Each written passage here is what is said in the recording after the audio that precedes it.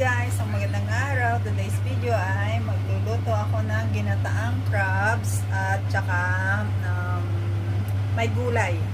Bali pinakasahog niya yung crabs guys. Yan yung aking bawang tsaka sibuyas, yung aking kalabasa at saka okra, at yan yung aking ampalaya tsaka sitaw. Ito naman yung aking crabs. Yan. Bali pinakasahog niya to guys. Yan, papainit na tayo ng mantika. Yan na yung bawang.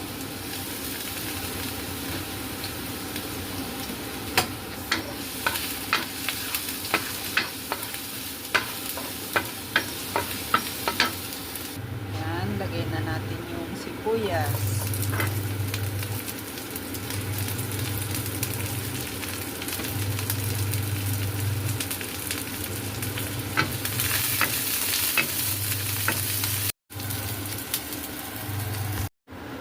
Ayan guys, yung aking niluto. Ayan, pwede na guys. Wala nang laman yung tanggal na.